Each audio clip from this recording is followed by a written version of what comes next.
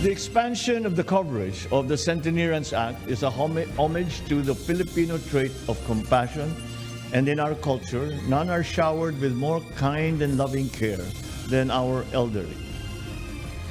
Mga matatandang may edad 80, 85, 90, 95 makatatanggap na ng tig 10,000 pesos sa ilalim ng Expanded Centenarian Act. Tatak Pinoy Law, nilagdaan na rin ni Pangulong Marcos. Malinaw po sa ating lahat ang misyon natin ngayon. Baguhin ang ilang economic provisions na pumipigil sa pagpapasok ng mga negosyo mula sa ibang bansa. Ito lamang ang pakay natin, ekonomiya, hindi politika. House Speaker Martin Romualdez iginiit na economic provisions at hindi political amendments ang pakay sa isinusulong na economic charter change. Bagong posisyon ni dating Pangulong Rodrigo Duterte kaugnay sa pag-amenda sa saligang batas. Welcome sa mga kongresista. In the Kibuloy case, we are just awaiting. With all this talk, we had to look at the status. We are awaiting the request of the U.S. government on this matter. Pamahalaan ng Pilipinas wala pang natanggap na extradition request laban sa religious leader na si Apollo Kibuloy. Kasi nakaka-alarma na itong 21,000 acres of coral reef din na sinira, pero itong use of cyanide, mas mabigat po ito kasi I now consider this as environmental terrorism. Umano'y paggamit ng cyanide sa Bajo de Masinloc at malawakang pagkasira ng mga bahura sa West Philippine Sea pinaiimbestigahan sa Senado.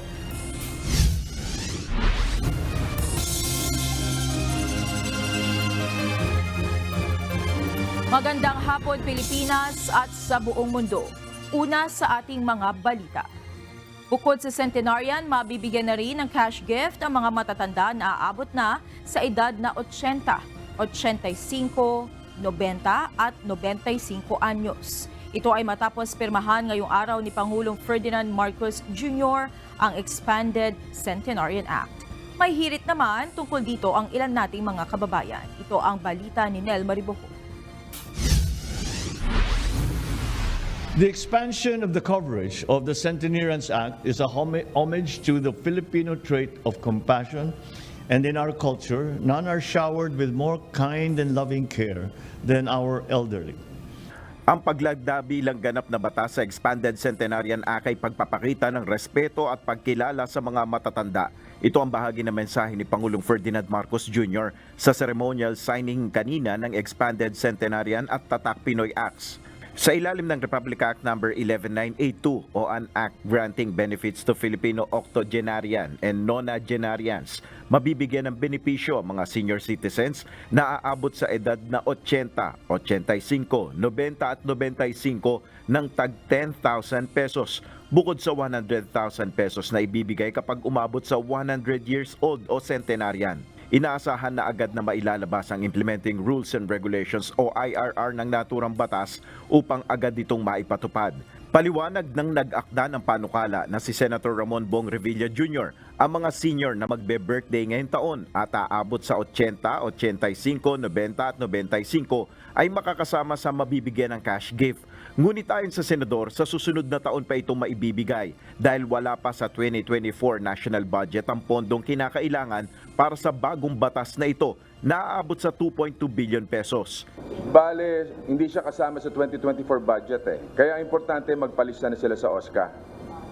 And then, yun, lalabas niyan yung supposed to be magbe-birthday ngayon ng 80, 90, o yung 80, 85, 90, 95, saka yung 100. Importante magpalista sila at utang ngayon ng gobyerno, babayaran sila next year. Magkakaiba naman ang pananaw ng ating mga kababayan ukol sa pagpasa ng batas na ito. Eh di gaya ko, byuda na ako. O, di makakatulong yung pambili ng bigas, pambili ng ulam, pantulong sa apo. Maaga pa lang dapat ibigay na nila, ganun. Kahit hindi naman kami naghahanap ng ano, pag mabot kami ng 60, kahit 10K lang, okay lang eh. Diba? Kasi umabot ka lang sa panahon niya, umabot ka ng 60, parang napakaswerte mo na eh. Pagdating na lang ng 60, kasi Pabata ng pabata yung namamatay ngayon eh. Kulang na kulang po yun. Kung tutuusin. Kasi pag 80, halos hindi na yun trabaho at saka marami ng gamot. Base sa datos ng Philippine Statistics Authority o PSA sa kanilang population census noong 2020, 950,000 ang ikinokonsidera na octogenarians at nonagenarians. Samantala, kasama rin sa nilagdaan ni Pangulong Marcos upang maging ganap na batas ang Tatak Pinoy Act. Layo ng batas na ito na palakasin ang kapasidad ng micro, small and medium enterprises upang makapaglabas sila ng world-class products at mapalakas ang export ng bansa. Ayon kay Pangulong Marcos, sa pamamagitan ng batas na ito, maisusulong ang mga produktong gawang Pinoy hindi lamang sa Pilipinas kundi maging sa ibang mga bansa. Tatak Pinoy is more than a branding exercise. It is about incubating and incentivizing great products that deserve to carry the Made in the Philippines trademark. It's not about simply slapping labels on goods and services, but showing their provenance proudly, that they are gawang Pinoy. Sabay sanang malalagdaan ngayong araw ang Magna Carta o Filipino Seafarers. Ngunit ayon kay Presidential Communications Office Secretary Cheloy Garafil, patuloy pa itong sinusuri. Nel Maribuhok, UNTV News and Rescue, Diyos ang aming sandigan, serbisyo publiko ang aming pinahalagahan. Itinalaga ni Pangulong Ferdinand Marcos Jr. sa Attorney Jose Moises Salonga bilang bagong administrator ng Local Water Utilities Administration o LWUA. Papalitan nito si Homer Reviel. Si Salonga ay nagtapos ng economics at nakakuha ng law degree sa Ateneo de Manila University. Dati siyang nagsilbi sa Anti-Illegal Drug Special Operations Task Force ng PNP, National Power Corporation at Land Bank of the Philippines. Ang LWUA ay isang government-owned and controlled corporation na may mandatong isulong at pamahalaan ang water supply system sa mga probinsya, syudad, munisipalidad sa labas ng Metro Manila. Kasabay ng komemorasyon kahapon ng ika-38 anibersaryo ng EDSA People Power, nagpaalala si Pangulong Ferdinand Marcos Jr. sa mga Pilipino ukol sa kahalagahan ng pagkatuto sa kasaysayan. Nanawagan din ng Pangulo sa ating mga kababayan na huwag basta humusga at kumuha ng impormasyon sa maraming sources. Sa isang video na pinost kahapon ng Pangulo, hindi nito binanggit ang tungkol sa EDSA People Power Anniversary. Gayunman, nagpaalala ito ukol sa kahalagahan ng pagbibigay interes ng mga Pilipino sa kasaysayan. Your interest in history is very, very, very important because we have much to learn from history. And the history that has been made a long, long time ago and the history that's being made now. Huwag kayong magbabasa yung isa lang bagay. Basahin nyo lahat. Kahapon, walang inilabas opisyal na pahayag ang Pangulo kaugnay sa anibersaryo ng EDSA People Power Revolution. Ito ay sa kabila ng pagkwestiyon ng ilan kung bakit hindi idineklarang holiday ang makasaysayang revolusyon na nagpatalsik noon sa pwesto kay dating Pangulong Ferdinand Marcos Sr. Naniniwala si Vice President Sara Duterte na dapat pa rin ipagpatuloy ng mga Pilipino ang pagbibigay halaga sa tunay na diwa ng EDSA People Power at manindigan sa kung ano ang tama. Sa mensahe ng Vice Presidente sa komemorasyon ng anibersaryo ng EDSA People Power kahapon, binigyang pagpapahalaga nito ang katapangan ng mga Pilipino na nakipaglaban sa demokrasya at kalayaan ng bayan. Ayon kay VP Sara, determinasyon ng mga Pilipino ang nagbigay daan upang mapabuti ang Pilipinas, kaya't hindi dapat kalimutan ang kanilang mga sakripisyo. Binigyang katwiran ng Philippine National Police ang pagharang sa mga sasakyan ng ilang rallyista mula sa mga probinsya patungong Maynila na kasama ng makikiisa sa anibersaryo ng EDSA People Power kahapon. Ayon kay PNP Chief Police General Benjamin Nacoda Jr., ginagawa lamang ng mga pulis ang kanilang trabaho, lalo na at out of line ang mga sasakyan na ginamit ng mga ito. Ito ang balita ni Lea Ilagan. Alam Alam niyo ito, mga highway patrol na ito, walang sayang lang sinusweldo natin sa mga ito Kasi wala naman silang pakinabang. They are useless.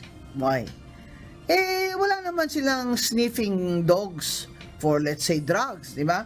So, anong pinipirwisyo nyo? Ordinaryong tao, pinipirwisyo nyo. Mariing kinundina ni dating COMELEC Commissioner Attorney Rowena Guanzon ang umano'y pagharang ng mga pulis sa kanyang mga kasamahan mula Batangas na dadalo sana sa rally sa EDSA kahapon. Ayon kay Attorney Guanzon, 1.5 oras na pinigil ng mga pulis ang kanyang mga kasamahan sa Batangas sa hindi malamang dahilan. Matatanda yung sakay ng bus? Ang hinahanap mo doon, NPA, puro seniors yun.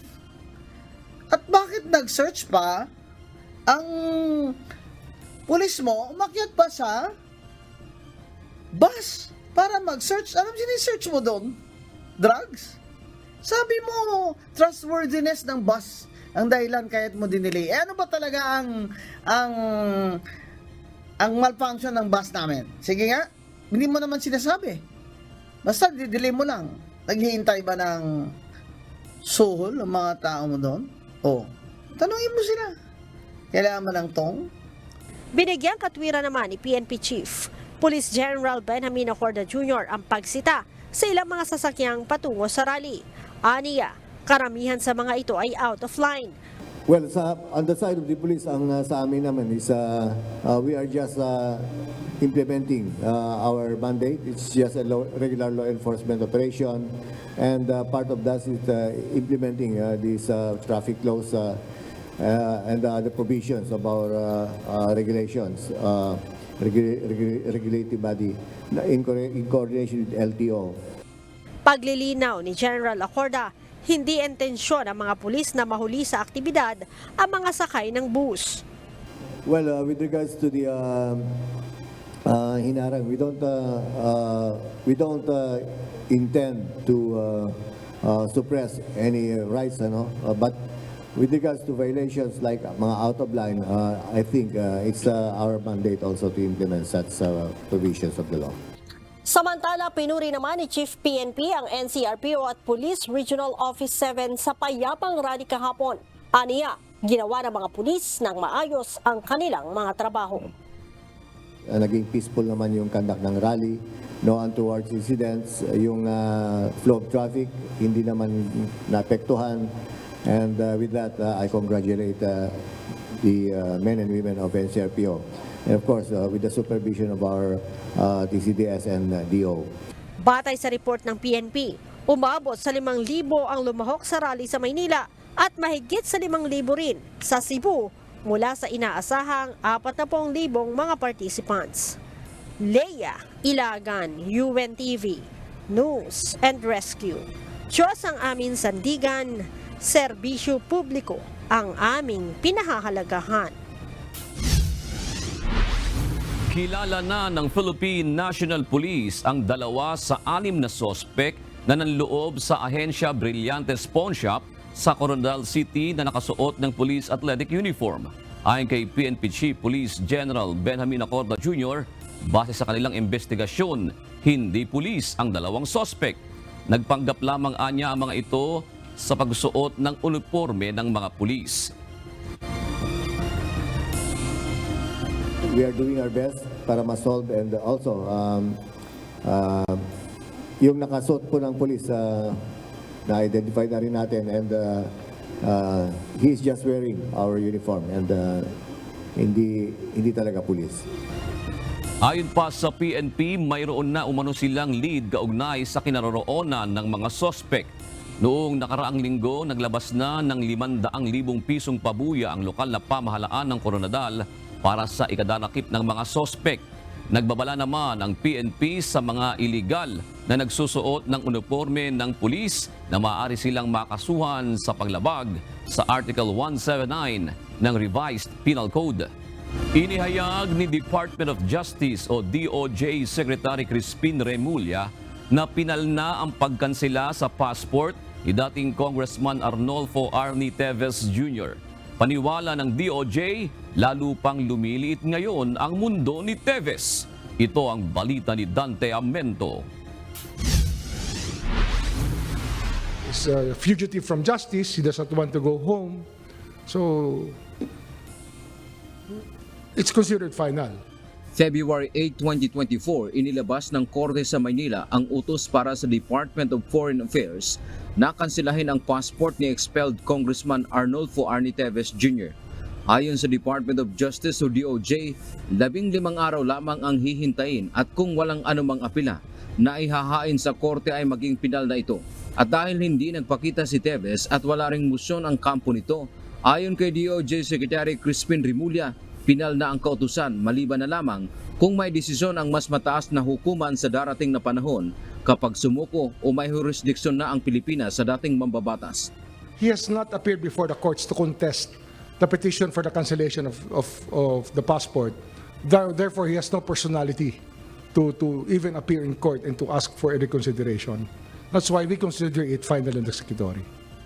Kaugnay nito, naniniwala ang DOJ na lumiliit na ang mundo ni Teves, lalo na at mayroon ng 2 alert list order na inisyo ang kagawaran laban sa kanya. Kasunod ito ng arrest warrant at blue notice na inilabas ng Interpol noong February 19. Hindi na umano ito basta na lang makakapunta ng ibang bansa. Dagdag pa ni Rimulya, sa ngayon nasa Timor-Leste pa rin si Teves. Kung gaano katagal naman kaya na maaring mapapauwi o makukuha ng pamahalaan ang wanted na dating kongresista, sinabi ng kalihim hindi sila maaring magmadali. Gayunman, tiniyak nito na ginagawa nila lahat para harapin ni Teves ang mga kasong murder na isinampa laban dito kaugnay ng Pamplona Massacre. We cannot give a definitive date, but we are just saying that we are working on it because the court's decision is there already.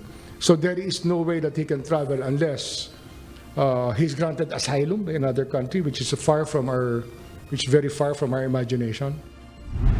Si Teves ang pangunahing akusado sa karumal-dumal na pamamaslang kay Governor Roel Digamo at ilan pang sibilyan na mag-iisang taon na sa March 4. Dante Amento, UNTV, News and Rescue.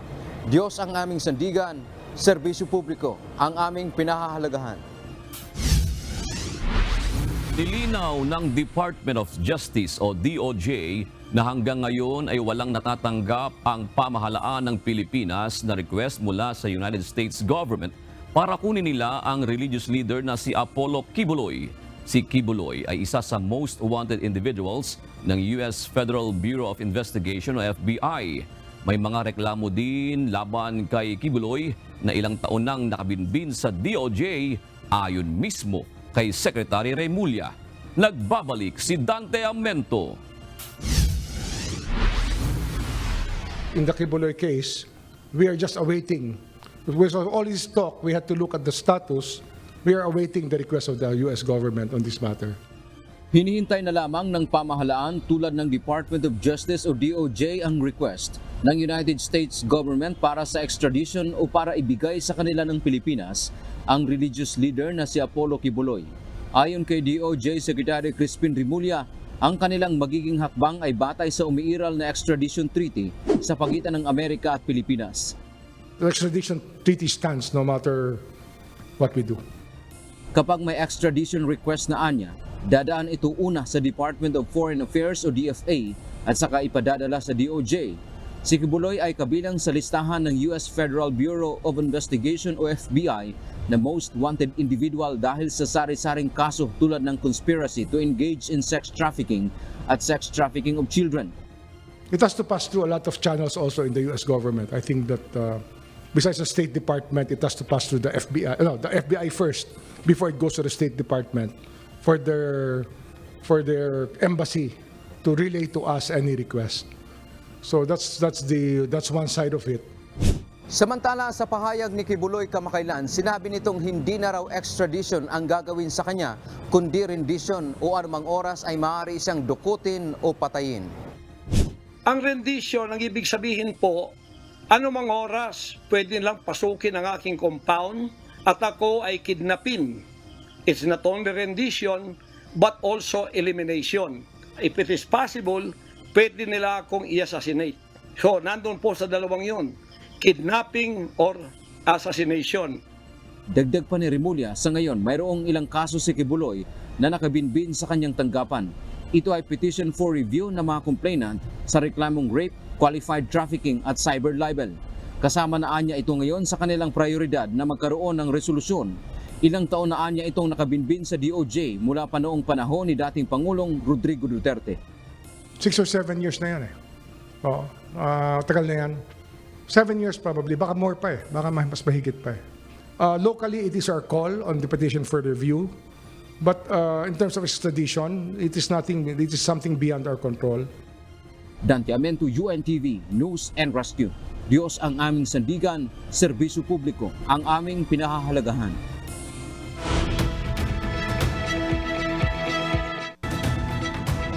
Pinagutos na ng Presidential Office ng South Korea na bibigyan na lamang ng hanggang katapusan ngayong Pebrero ang mga nagpoprotestang doktor doon para bumalik sa kanilang mga trabaho. Ayon sa pamahalaan ng South Korea, hanggang Biyernes na lamang nila papayagan ang mga nagrarally na doktor para bumalik sa kanilang trabaho o kung hindi ay papatawan na sila ng kaukulang parusa dahil sa pag-abandona sa kanilang obligasyon sa mga pasyente at sa ospital. Nagugat ang protesta ng mga resident at intern doctors sa South Korea. Bunsod ng plano ng kanilang pamahalaan na dagdagan ang bilang ng mga estudyante na i-admit sa medical schools upang tugunan ang sinasabing kakulangan ng mga doktor sa kanilang bansa. Nauna nang iginiit ng mga nakababatang doktor na imbes na lagyan ng quota, ang medical schools ay dapat muna nilang unahin ng pamahalaan ang hiling na dagdag sahod at pagsasaayos ng working conditions sa mga medical practitioners sa South Korea. Muli nang binuksan sa publiko ang Eiffel Tower sa Paris, France matapos na isara sa nakalipas na 6 na araw, bunsod na protesta ng mga empleyado na siyang nag-ooperate nito. Nagrally ang mga manggagawa mula sa kumpanyang nag-ooperate ng Eiffel Tower dahil umano sa hindi maayos na maintenance ng historic landmark, gayon din ang issue ng mababang pasahod. Sinasabing natigil na ang protesta matapos na magkasundo ang operator at union ng mga manggagawa, kung saan nag-allocate na umano ng nasa 380 million euros na investment para sa gagawing renovation ng Eiffel Tower. Sisimulan na rin ang salary negotiations sa mga manggagawa na inaasahang maisa sa pinal sa susunod na buwan. Mariing itinanggi ni dating Brazilian President Jair Bolsonaro ang umano'y planong kudeta laban sa pamahalaan ng Brazil kasunod ng isinagawang rally kahapon sa Sao Paulo.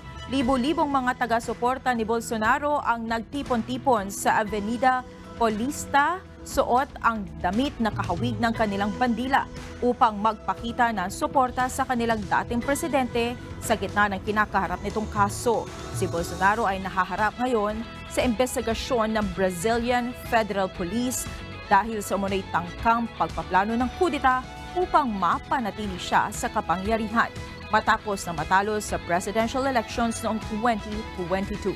Nauna na ang pinagbawalan ng Brazilian Highest Electoral Court si Bolsonaro na tumakbo sa kahit anong posisyon sa pamahalaan hanggang sa taong 2030 dahil sa umunay pang-abuso sa kapangyarihan at maling paggamit ng public media. Muling iginiit ni House Speaker Martin Romualdez na economic provisions at hindi political amendments ang pakay ng Kamara sa isinusulong na economic charter change, partikular na ang resolution of both houses number 7 o RBH 7. Ginawa nito ang pahayag sa pagbubukas ng deliberasyon ng House Committee of the Whole sa RBH 7 mula sa House of Representatives. Ito ang balita ni Rosalie Cos live. Rosalie, kumusta naman ang unang araw ng pag-convene ng House Committee of the Whole sa resolution of both houses number 7? June, nagkaroon ng pagkakataon ang mga resource person na magbigay ng kanilang opening statement hinggil dito sa panukalang amyendahan ng Saligang Batas o Resolution of Both Houses number 7 o RBH 7. Karamihan sa mga ito pabor sa economic charter change o economic chacha at isa naman na nagsalita na tutol dito sa panukalang amyendahan ang economic provisions ng Saligang Batas. Sinimulan na ng House of Representatives ang deliberasyon sa Resolution of both Houses No. 7 o RBH7 na layong amyendahan ng economic provisions ng 1987 Constitution. Ayon kay Speaker Martin Romualdez na tumatayong chairperson ng House Committee of the Whole, economic charter change at hindi political amendment ang pakay ng Kamara. Malinaw po sa ating lahat ang misyon natin ngayon. Baguhin ang ilang economic provisions na pumipigil sa pagpapasok ng mga negosyo mula sa ibang bansa. Ito lamang ang pakay natin, ekonomiya, hindi politika. Umapela rin ito sa mga kapwa mambabatas na makilahok sa deliberasyon ng proposed amendments sa saligang batas. Partikular na ang pagluluwag ng ownership sa public utilities, education at advertising industry. Subalit bago pa man ang debate sa economic chacha, pinagtalunan na ang ilang panuntunan sa pagdinig ng House Committee of the Whole. Kwinestyon ni House Deputy Minority Leader, ACT Teachers Party List Representative Franz Castro kung ang pag-convene ng House bilang Committee of the Whole ay katumbas na ng Constituent Assembly o CONAS. May tanong lang po nga ako. So ito bang plenary na ito, kino-convert na ba natin yan sa Constituent Assembly?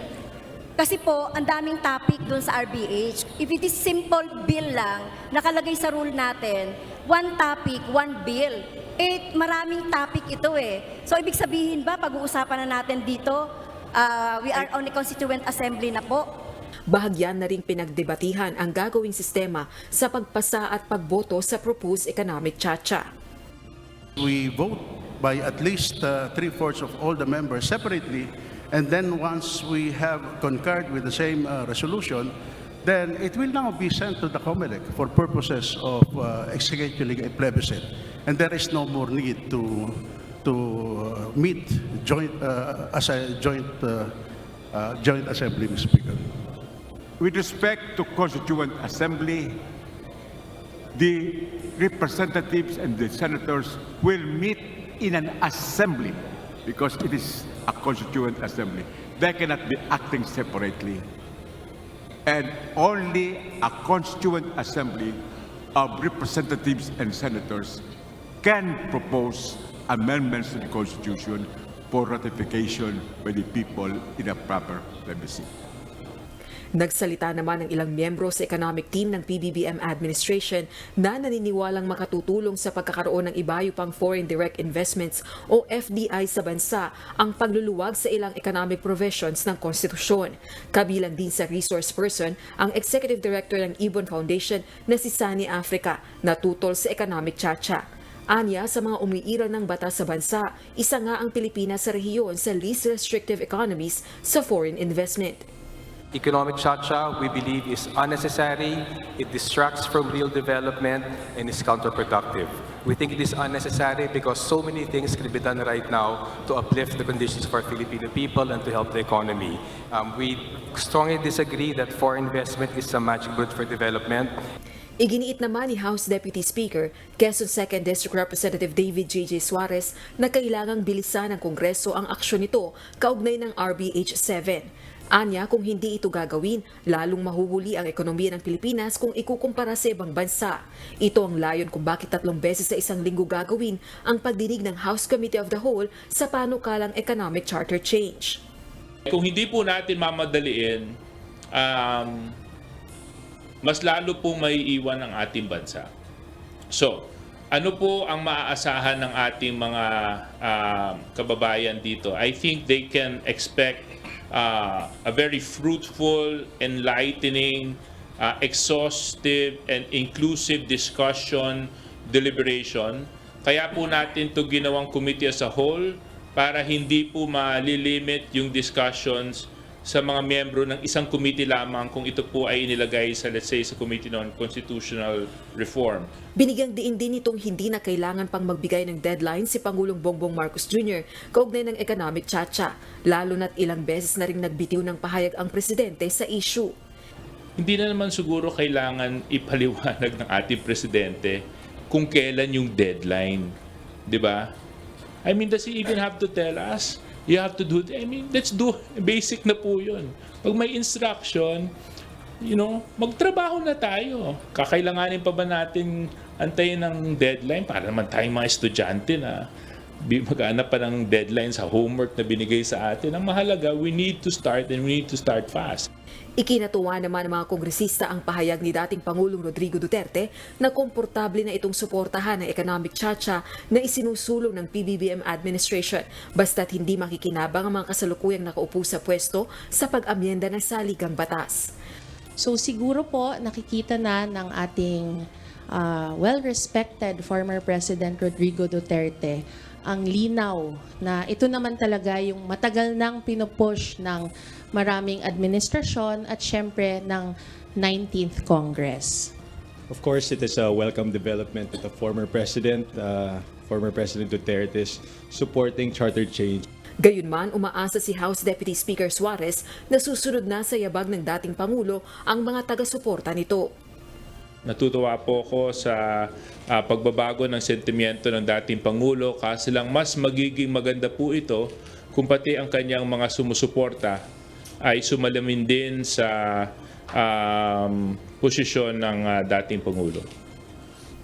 Samantala, tiniyak naman ng tagapanguna ng House Committee on Labor, Rizal 4th District Representative Fidel Nograles na hindi mamadaliin ng panel ang pagdinig at pag-aaralang mabuti ang wage hike measures. Tiniyak din itong pakikinggan ng lahat ng panig sa isasagawang deliberasyon ng komite sa mga panukala. So alinsunod po sa direktiba ng ating House Speaker, hindi po natin mamadaliin. Kailangan po natin pag-aralan, suriin at pakinggan lahat po ng mga hanay. Lalong-lalo na ho yung sa mga investors, yung mga namumuhunan, nagbibigay po ng trabaho dito ho sa ating bansa. Kasi sila po yung maapektuhan ng pagdating po dito sa usapin ng sahod. Nakatakda ang pagdinig ng House Committee on Labor sa wage hike bill sa February 28, araw ng Miyerkules. June around 3:45 PM nang suspindihin ng Kamara ang deliberasyon sa RBH 7 pero para bigyang daan yung plenary session ng Kamara. Pero 4:44 PM nag-resume ang pagdinig o yung deliberasyon ng House of Representatives bilang Committee of the Whole sa RBH 7 at kabilang sa mga pinakauling nagbigay ng kanilang opening statement si Philippine Constitution Association Chairperson at retired Chief Justice Renato Puno. Kabilang sa kanya mga tinalakay yung nagiging usapin ngayon sa probisyon ng 1987 Constitution. Partikular na yung Article 17, Paragraph 1, Section 1, Paragraph 1 ng 1987 Constitution kung saan nakasaad na anumang amendment o revision sa 1987 Constitution maaring ipanukala ng Kongreso sa pamamagitan ng pag-aproba ng 3/4 ng lahat ng miyembro nito. Ayon sa dating Chief Justice Puno, maaari itong resolbahin, may panukala siyang dalawang paraan na maaaring resolbahin ang usapin sa pamamagitan ng political way o judicial way. Political way, ang taong bayan ang magdedesisyon sa pamamagitan ng obligatory o non-obligatory referendum. Pangalawa naman, judicial way, iaakit ang usapin sa Kongreso kung hinug na ang issue. Balik sa iyo, June. Pero nasabi rin ba ni dating Chief Justice Puno yung dating niyang sinabi sa mga pagdinig sa Senado nung matagal na panahon na sa panahon pa ni Pangulong Duterte na hindi makikialam ang Korte Suprema sa ganitong usapin? O June, partikular nga niya na sinasabi yung ikalawa niyang suhestyon, partikular na dito sa nagiging usapin ngayon kasi pinagtatalunan nga kung sakaling aprubahan ng dalawang kapulungan ng Kongreso yung panukala na amyendahan ng ilang economic provisions ng 1987 Constitution, paano ba ito?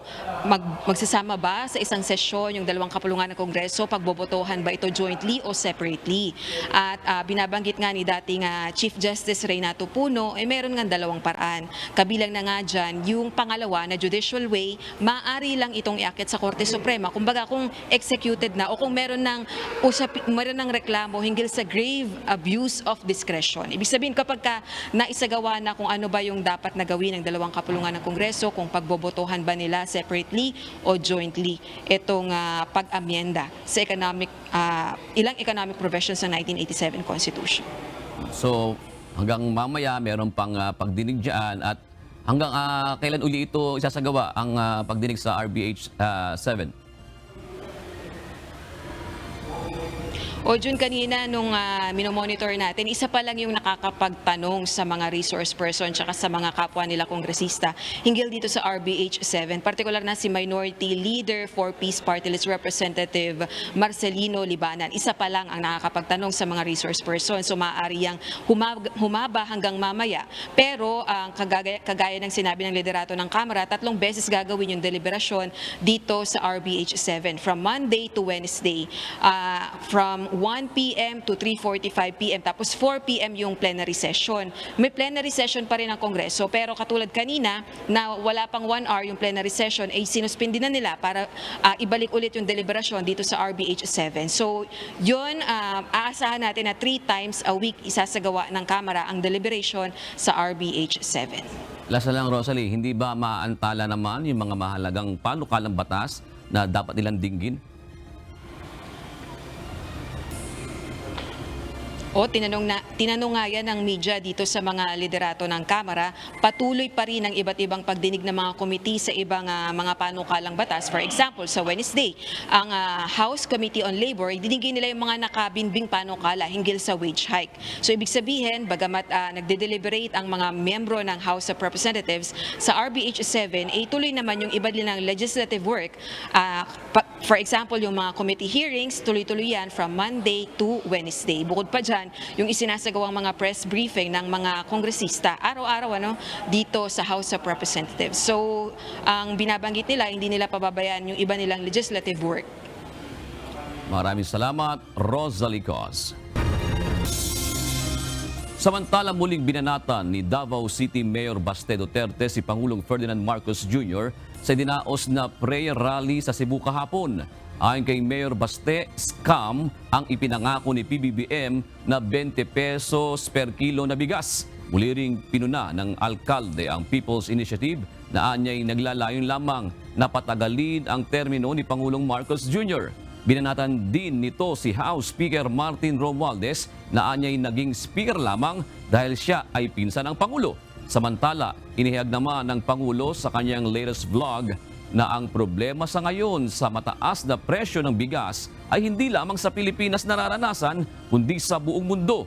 Ito ang tugon ng Pangulo sa isa sa mga nagpadala ng sulat sa kanya.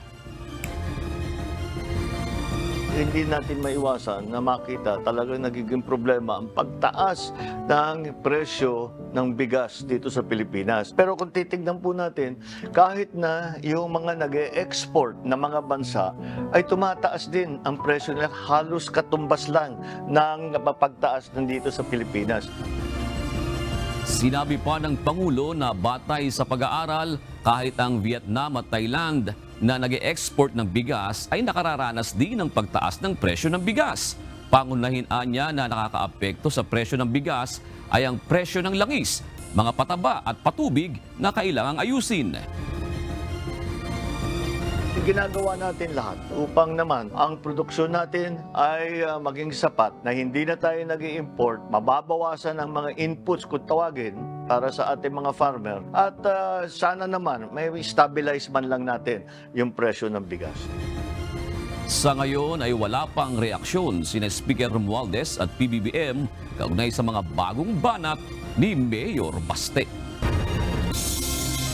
Pinaimbestigahan sa Senado ang umunoy paggamit ng cyanide ng ilang dayuhang mangingisda sa Bajo de Masinloc. Samantala, pasado na rin sa Senado ang isang panukala na layong ideklara ang maritime zones ng Pilipinas bilang patunay ng ating karapatan sa ating teritoryo. Ito ang balita ni Harleen Delgado. Kasi nakaka-alarma na itong 21,000 acres of coral reefs din na sinira, pero itong use of cyanide, mas mabigat po ito kasi I now consider this as environmental terrorism. Ipinasisilip na Senator Francis Tolentino sa Senado ang naiulat na umano'y paggamit ng ilang Vietnamese at Chinese fishermen ng cyanide para mas madaling mangisda sa Baho de Masinloc. Para sa Senador, maituturing na itong environmental terrorism dahil sa pagkasirang idinudulot nito sa kalikasan. Anya, maraming international agreements ang maaaring gamitin ng Pilipinas para mapanagot ang lalabas na may kasalanan mula sa investigasyon. Ito ay sa pamamagitan ng paghahain ng kaso sa mga korte sa ibang bansa, gaya ng International Court of Justice. Kabilang sa mga imbitahan sa pagdinig ang Philippine Coast Guard, Bureau of Fisheries and Aquatic Resources, fishing companies na nakaistasyon sa Baho de Masinloc at mga mangingisda doon. Ang mangyayari niyan, yung testimonya ng yung dating mangingisda, kung ganun karami yung kanilang napapangisda, simula nung gamitin ito, naglutangan na lang yung mga patay na isda o yung naging epekto doon sa isdang nahuhuli, kung merong traces of cyanide. Iimbestigahan din ang malawakang pagkasira ng mga bahura sa West Philippine Sea kasunod ng pag-aaral na di bababa sa 21,000 acres ng coral reefs ang nasira sa South China Sea dahil sa iba't ibang aktibidad ng China.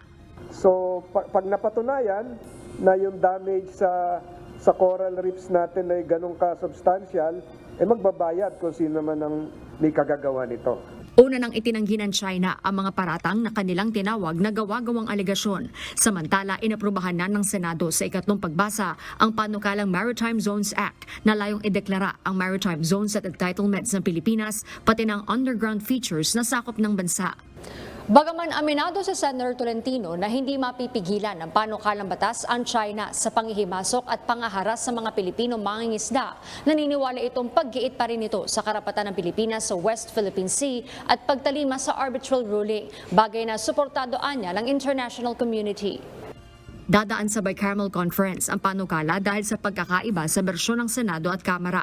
Kabilang sa bersyon ng Senado na wala sa Kamara ang probisyon kung saan ituturing na pagmamayari ng Pilipinas ang lahat ng istruktura gaya ng artificial islands na itinayo ng China o iba pang bansa sa exclusive economic zone ng Pilipinas. Jorlene Delgado, UNTV News and Rescue. Diyos ang aming sandigan, serbisyo publiko ang aming pinahahalagahan. Napatay sa lehitimong operasyon ng pambansang pulisya sa Bilar, Bohol nitong Biyernes ang 5 miyembro ng New People's Army o NPA. Ito ang binigyan diin ni PNP Chief Benjamin Acorda Jr. kaugnay ng alegasyon ng ilang militanteng grupo na nahuli at pinahirapan muna bago pinatay ang sinasabing mga rebelde. Ito ang balita ni Leia Ilagan. Was a legitimate encounter. In fact, it was very unfortunate that one of our police personnel died and one wounded. Walang katotohanan ang sinasabi ng ilang militante na massacre ang nangyari sa Bilar, Bohol noong February 23 kung saan 5 kasapi ng New People's Army ang namatay. Ayon kay PNP Chief Police General Benjamin Acorda Jr., isa itong lehitimong operasyon. Sinabi pa ni Chief PNP na isang pulis ang naitalang namatay at isa ang nasugatan, kaya't malabo ang bintang ng mga militante. Siguro naman parang masyadong kwan na yun. Pag we will sacrifice one life of our personnel and wounding another one para to draw an encounter. Dagdag ni Chief PNP, kung mayroon ani ang kumukwestiyon sa naging operasyon ng pulisya, handa aniya silang humarap sa anumang investigasyon. It's an intelligence-driven operation and it's an implementation of warrant of arrest. So far, with the report of the Pro 7, there is no irregularity. Nais ng Karapatan Central Visayas na magsagawa ng independent investigation sa naturang operasyon na tinawag nilang massacre. Humihiling naman ang masusing investigasyon ng National Union of People's Lawyer o NUPL kaugnay sa insidente dahil isa sa mga napaslang abogado na umano'y miyembro rin ng NPA. Leia Ilagan, UNTV News and Rescue. Diyos ang aming sandigan, serbisyo publiko ang aming pinahahalagahan. Nagsagawa ng sunod-sunod na operasyon ng Armed Forces of the Philippines sa iba't ibang lugar sa bansa sa nakalipas na linggo. Nagresulta naman ito sa pagkakasawi ng 10 miyembro ng Community Terrorist Group. Ito ang balita ni Ryan Lacanale. hindi po nawawala yung drive ng ating mga kasundaluhan to really finish the insurgency once and for all. Desidido ang sandataang lakas ng bansa na tuluyan ng malansag ang natitira pang mga miyembro ng Communist Terrorist Group na CCP-NPA. Kaya naman patuloy nilang pinaiigting ang kanilang operasyon laban sa insurhensiya at terorismo sa bansa. For our future plans, General Browner, our Chief of Staff, said that we will reconfigure and innovate our approaches in dealing with our different threat groups. So both internal na po and external. So you also added that the AFP will invoke the whole of nation approach and work towards gaining the support of like-minded nations as well. Nitong nakaraang linggo sa pagitan lamang ng February 21 hanggang 24, 10 miyembro ng rebelding New People's Army ang nasawi. 3 ang napatay sa Escalante Negros Occidental. 5 naman ang nasawi sa pinagsanib na operasyon ng PNP at AFP noong February 23 at 2 sa magkahiwalay na operasyon noong ding Biyernes sa Cabadbaran City, Agusan del Norte at Gonzaga, Cagayan. Bukod pa dito ang engkwentro laban sa local terrorist group noong February 18 sa Dawla Islamiyah Maute Group na may pakana sa Mindanao State University bombing. 3 DIMG ang nasawi sa nangyaring operasyon. Ayon sa AFP, malaking tulong ang papel na ginagampanan ng komunidad at sibilyan sa hakbang na ito dahil hindi lamang ito laban ng sandataang lakas kundi laban ng buong bansa. So very important yan yung role ng ating civilians sa pagtulong sa ating sa sandatahang lakas, no? So they give us information in terms of the location ng armadong grupo. Malaki din yung ambag nila sa civilian natin in terms of the whole of nation approach na ating pinapatupad, no? Ginagawa ng pamahalaan para matuluyan na nating matuldukan ang insurgency problem natin sa bansa. Sa ulat ng AFP, umabot na sa 223 NPA ang na-neutralize nila hanggang February 15, 18 naman mula sa DIMG. Pero higit na mas marami ang miyembro ng NPA na sumuko sa pamahalaan at nagbalik loob. Panawagan ng sandataang lakas sa natitira pang miyembro ng local terrorist at communist terrorist group na magbalik loob na lamang sa gobyerno at makipagtulungan para makamit ang tunay na kapayapaan at sama-samang harapin ang mga hamon na kinakaharap ng bansa. Ryan Lacanlale, UNTV News and Rescue. Diyos ang aming sandigan, serbisyo publiko ang aming pinahahalagahan. Formal na humingi ng paumanhin si Senator Robin Padilla sa ilang opisyal ng Senado kaugnay ng pagsasagawa ng drip session ng kanyang asawa na si Mariel Padilla sa loob ng Senado. Nagpadala ng liham ang senador sa pinuno ng Senate Medical and Dental Bureau at Office of Senate Sergeant-at-Arms. Dito binigyang diin ni Senator Padilla na walang intensyon ang kanyang asawa na ipagsawalang bahala ang mga umiiral na patakaran ng Senado. Nangako rin itong hindi na mauulit ang insidente. Umapela rin ang mambabatas na wag nang pag-usapan ang issue. Ayan nyo, pigilan nyo na yung political issue na yan. Sa totoo lang. Ang dami natin dapat pag-usapan. Hindi siguro yung ganitong wala naman tayong Para naman sa ibang senador, hindi na dapat palakihin ang issue dahil nagsorry naman na ang senador at kanyang asawa. Nauna nang nagsorry ang host na si Mariel Padilla kaugnay sa kontrobersya. Inanunsyo ngayon ng University of the Philippines na isasagawa sa darating na August 10 at 11 ang susunod na UP College Admission Test o UPCAT. Ang lahat ng mga aplikante na nais na makapag-take ng entrance exam sa UP ay maaaring mag-fill out ng application form online simula sa darating na April 15. Ang UPCAT ay nahati sa 4 na subtests, kabilang na ang language proficiency at reading comprehension sa English at Filipino, gayon din ng science at mathematics. Ang mga makakapasa sa entrance exam ay papasok bilang first-year college students sa UP para sa school year 2025 to 2026. Magandang balita para sa mga motorista. Magpapatupad po ng rollback sa mga produktong petrolyo ang mga kumpanya ng langis bukas, araw ng Martes, February 27. Base po sa anunsyo ng mga oil company, bababa ng 95 centavos ang presyo ng kada litro ng diesel, habang nasa 70 centavos per liter naman ang magiging rollback sa gasolina at 1 peso and 10 centavos na bawas sa kerosene. Ang panibagong rollback ay bunsod pa rin ng adjustment sa ipinapataw na interest rate, oil production at iba pang factors na nakakaapekto sa presyo ng langis sa international market. Naniniwala ang ilang mga pasahero na may mga tsuper ng pampublikong transportasyon na wala talagang disiplina sa pagmamaneho sa kalsada. Ayon naman sa isang transport group, dapat ay elementarya pa lang ay nagsisimula ng turuan ng mga mag-aaral na mga batas trapiko.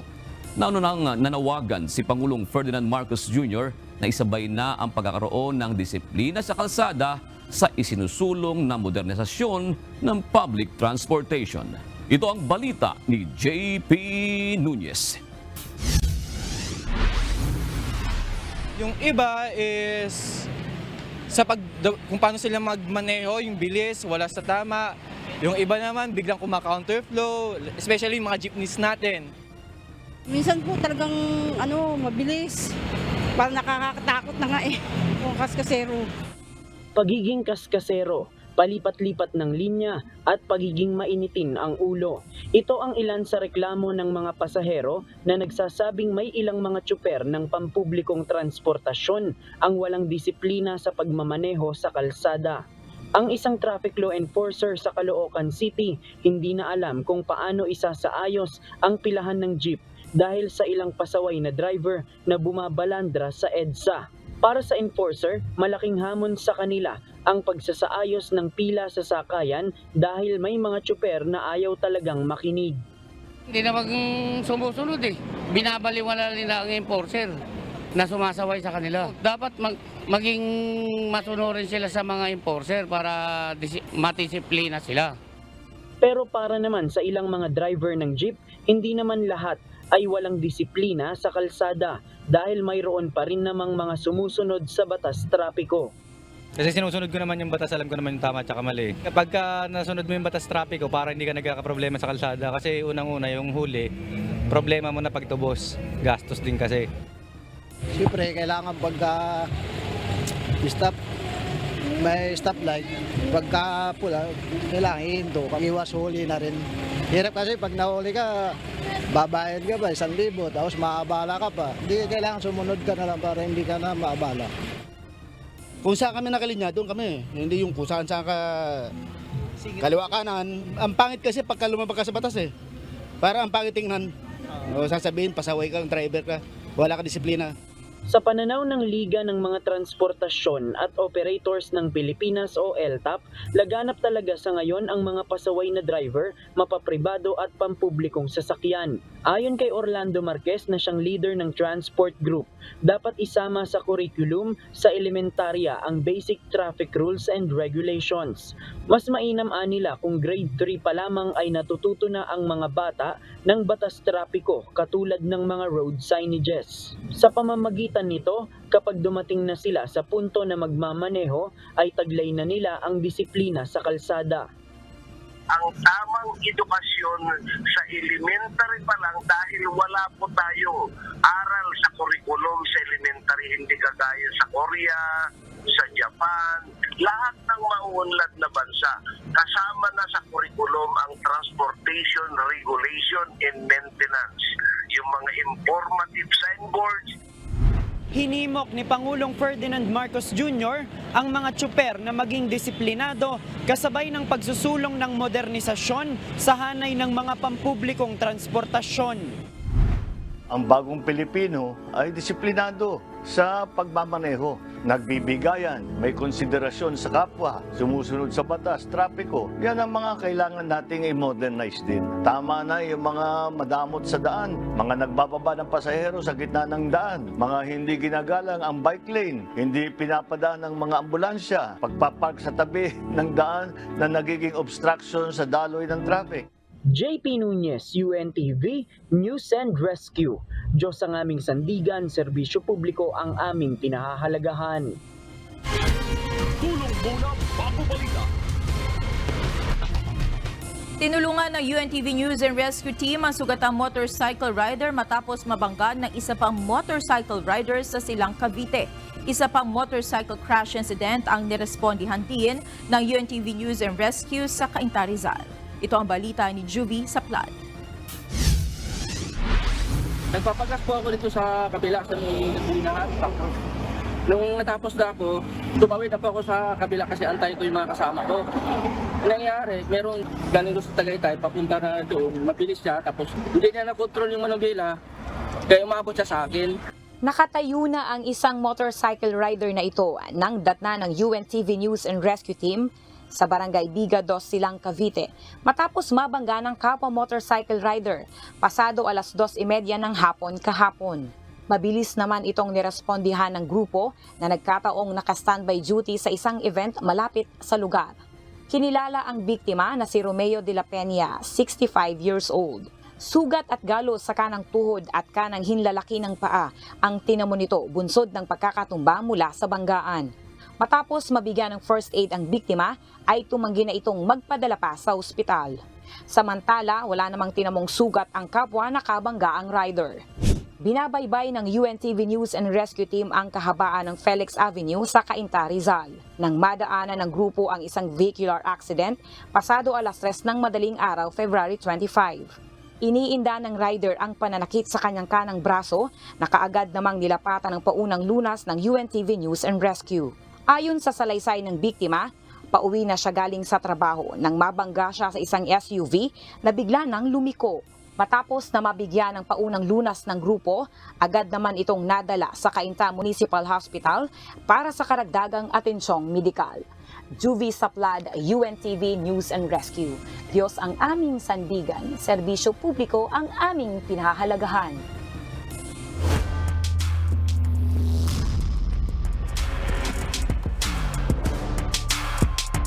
Dinomina ng Senate Defenders ang DENR Warriors sa kanilang bakbakan kahapon sa ikatlong araw ng quarterfinals ng UNTV Cup Season 10.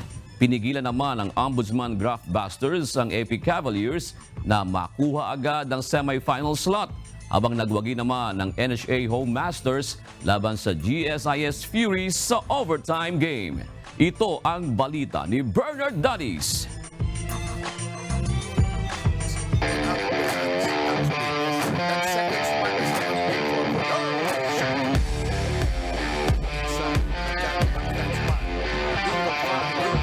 Tinapos na ng NHA Home Masters ang kanilang third losing streak at sa wakas ay nakapagtala na ng panalo sa quarterfinals ng UNTV Cup Season 10.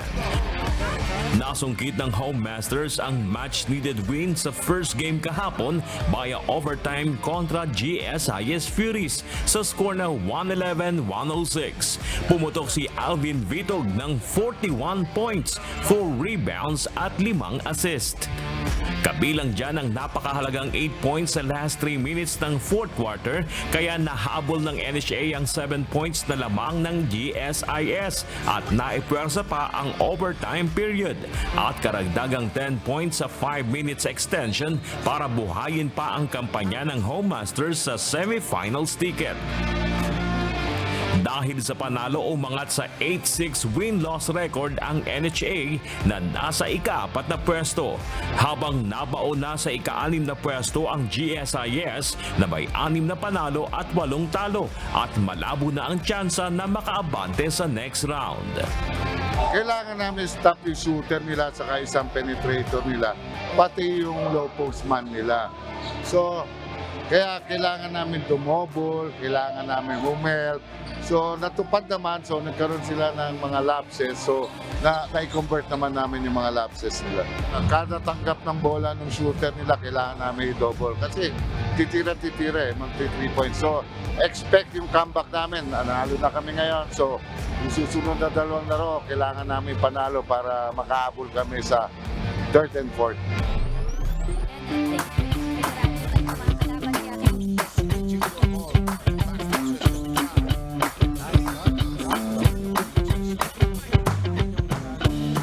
Sa Sa second game, napigilan naman ng Ombudsman Glockbusters ang defending champion AFP Cavaliers na makuha agad ang semifinals ticket.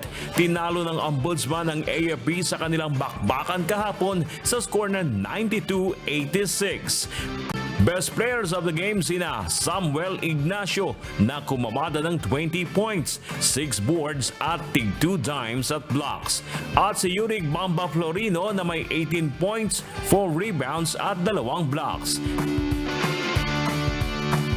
Dahil sa panalo, umangat sa ikatlong pwesto ang Ombudsman na may 8-6 win-loss record. Nagpahinga lang kami and then nag-practice kami. Sa practice, wala kaming inisayo kundi depensa. And then sabi ko sa kanila, yung opensa namin nandun naman lagi. Laging gagaan ang opensa namin. Underman si AFP, no? So, mas malalim ang bench namin eh. So sabi ko sa kanila, pagurin nyo na yung sarili nyo kasi mayroon naman tayong mga players mo sa bench eh. May available eh.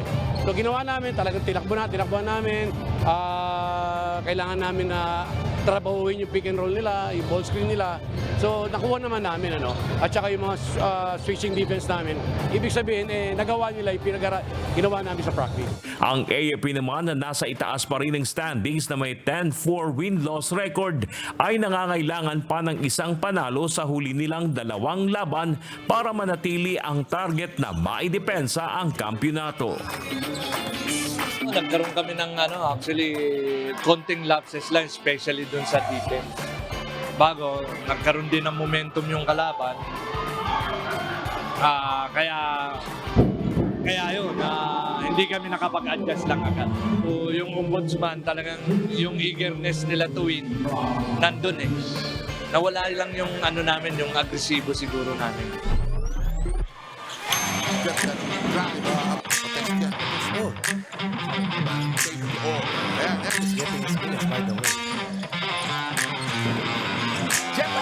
At sa third game, dinumina ng Senate Defenders ang DNR Warriors para umangat sa ikalawang pwesto sa standings sa kanilang sagupaan na nagtapos sa score na 92-55. Best players of the game sina Clark Torrente na kumolekta ng 22 points, 6 rebounds at 2 blocks. At nagambang naman si Harry Petillos ng 14 points, tig-6 na boards at dimes. Kapwa may tig-8 panalo at 6 na talo ang Senate at DNR na kailangang magwagi sa kani-kanilang huling 2 laban para sa pinag-aagawang semifinal slot. Well, obviously, yung Senate nakapag-prepare talaga sa amin. So, congratulations sa Senate Defenders. Talagang maganda yung takbo ng laro nila. Ayaw ko naman ng mga excuses, but yung mga players kasi namin hindi 100%. So, ang daming may mga injury. So, minamanage lang namin yung playing time. But nakita ko naman yung effort ng mga players. So, thankful na din ako na at least man lang kami, nakapaglaro. At sana by Wednesday makarecover yung mga injured players namin.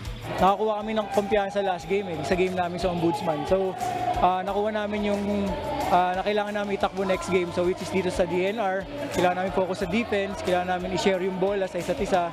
Kailangan namin maging unselfish to win the basketball game. Daddy's UNTV News and Rescue. Diyos ang aming sandigan, serbisyo publiko ang aming pinahalagahan.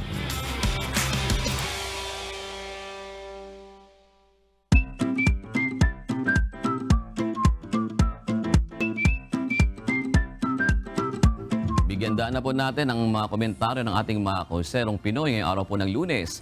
Hinggil po sa usapin ng Charlie Chain, sabi po ni Edgardo Balmores, mas marami pang dapat unahin kaysa sa tchatcha na yan. Kasi mga investor lang na naman, papabor yan. Sabi niya pala ni Edgardo. Sa wage hike naman, sabi niya Sonito Vargas Channel, tama naman ng Kongreso na dapat pag-aralan ang wage hike na hindi maapektuhan ang maliliit na negosyante o kumpanya. Yun. Shoutout po at salamat sa atin po mga kausin na sina Andy Lampa, si Red Spin, si Romel Banyes Ordonez. Gayon din po kay Lito Gutierrez, Edsa Madato at Joel Rojas. Yan, shoutout din sa ating mga kaibigan dyan sa Canada, kila Jacqueline B. Eli, Belated happy birthday at saka sa bumabatang si RB Rivera dyan sa Dubai, UAE. Mga kaibigan natin yan. Mga kasambahay, kung may mga istorya po kayong nais balikan sa Ito ang Balita, maaari niyo po itong muling mapanood sa aming mga official social media account. Magtungo lamang po sa UNTV News and Rescue YouTube channel at i-click ang subscribe button. Ganyan din po sa aming Facebook at TikTok accounts. Mapapanood nyo rin po rito ang iba pang news programs ng UNTV, pati na ang iba pang video ng nag-iisang public service channel. Kaya, subscribe, like, and share. Narito naman ang salita ng Diyos na ating sandigan mula sa aklat ng Roma 4 at 7 na sinasabi, mapapalad yaon ang kanilang mga pagsalangsang ay ipinatawad at ang kanilang mga kasalanan ay nangatakpan.